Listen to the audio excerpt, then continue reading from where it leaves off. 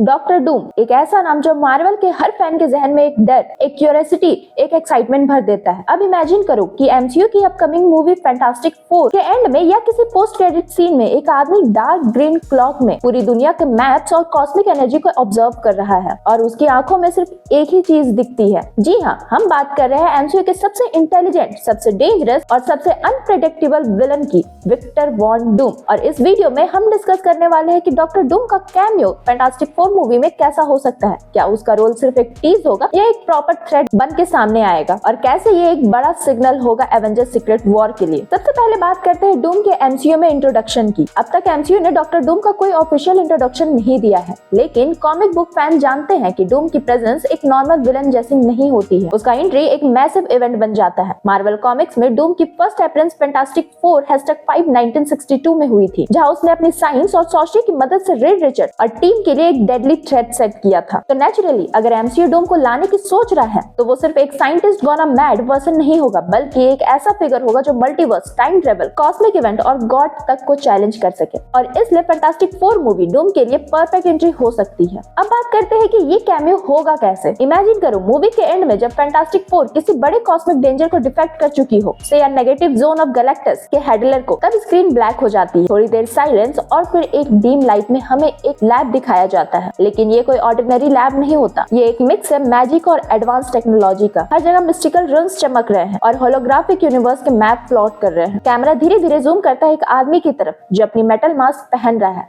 Doctor Doom. उसके हाथ में एक एंशिएंट टेक्स्ट और दूसरे हाथ में कॉस्मिक स्टफ को होल्ड किया हुआ है। फिर एक असिस्टेंट उससे कहता है, sir the fantastic four have succeed. और डूम सीधा कैमरे की तरफ देखता है और कहता है, then it begins. Cut to black. सिर्फ ये 15 सेकंड की सीन पूरी एमसीयू के टोन को शिफ्ट कर सकती है। लेकिन सवाल ये है कि एमसीयू डूम को किस तरह दिखाएगा। क्लासिक मोनार्च ऑफ लेटवेरिया या एक अल्टरनेट यूनिवर्स का डूम जो ऑलरेडी बैटल टेस्टेड और मल्टीवर्सल वॉर में इन्वॉल्व हो। ज्यादा चांसेस है कि एमसीयू डूम को मल्टीवर्स सर्वाइवर के फॉर्म में प्रेजेंट करे। फेज 4, 5 और 6 के बैकड्रॉप में मल्टीवर्स सागा चल रही है, जिसमें कैंग, इनकर्जन और मल्टीपल टाइमलाइन के कॉन्सेप्ट डोमिनेंट है। कॉमिक्स में भी सीक्रेट वॉर के पहले डूम ने मॉलिक्यूल मैन के साथ मिलकर सभी रियलिटीज को एब्जॉर्ब कर लिया था और बना दिया था एक नया वर्ल्ड, बैटल वर्ल्ड, जहां डूम खुद गॉड एम्पायर बन चुका था। तो एमसीयू इस बात को फॉलो कर सकता है, जहां डूम शायद ऑलरेडी सब कुछ ऑब्जर्व कर रहा हो। उसने कैंग के फेलियर को देखा, इनकर्जन के रिजल्ट को समझा और वो खुद रेडी है हर मल्टीवर्स को रूल करने के लिए। एक और इंटरेस्टिंग थ्योरी ये भी है कि डूम का ओरिजिन फैंटास्टिक फोर मूवी में लेटवेरिया से नहीं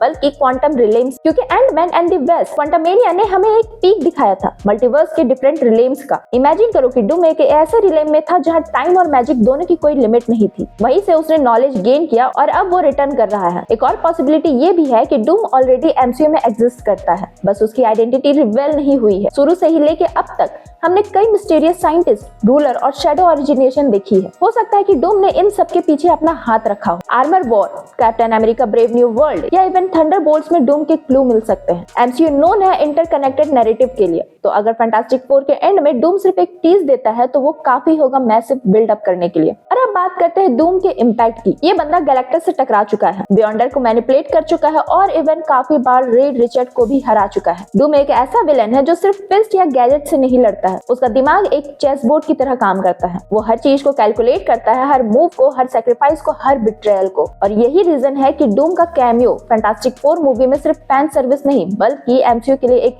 स्ट्रेटेजिक फाउंडेशन होगा। और चलो अब थोड़ा स्पेकुलेट करते हैं कि फैंटास्टिक फोर मूवी की स्टोरी क्या हो सकती है जिसमें डूम कैमियो करे। सपोज करो कि मूवी की स्टोरी रिवॉल्व करती है रेड रिचर्ड के एक डेंजरस एक्सपेरिमेंट के अराउंड, जिससे एक अल्टरनेट डायमेंशन ओपन हो सकता है जहां पर नेगेटिव जोन या मॉलिक्यूल मैन जैसे कोई विलन एग्जिस्ट करते हैं। टीम उसे रोकने के लिए जाती है और इसी जर्नी में वो रियलाइज करता है कि उनकी एक्शन के साइड इफेक्ट मल्टीवर्स पे पड़ रहे हैं। मूवी के दौरान डूम का नाम एक मिथ की तरह आता है, एक लेजेंड जो साइंस और सॉर्सरी को कंट्रोल करता है। क्लाइमेक्स के बाद जब सब कुछ नॉर्मल लगता है तब होती है डूम की एंट्री उसी लैब में जिसका हमने पहले जिक्र किया था। वो रेड रिचर्ड के काम को देखता है और कहता है, mister red Richard, you open the door, now let me walk through it. Red Richard और डूम की लड़ाई स्टार्ट होगी इसी मूवमेंट से। और यही नहीं, एमसीयू डूम के through God empire Doom story line को भी टीज कर सकता है। जब सीक्रेट वॉर का बिल्डअप स्टार्ट होगा तब हमें पता चलेगा कि कैंग सिर्फ एक प्यादा था और असली मास्टरमाइंड डूम था, जो इनकर्शन के बाद बैटल वर्ल्ड बनाने के लिए सब कुछ मैनिपुलेट कर रहा था। और उस वक्त doctor strange, red Richard, Wanda और शायद डेडपूल तक सबको मिलकर डूम को रोकना पड़ेगा।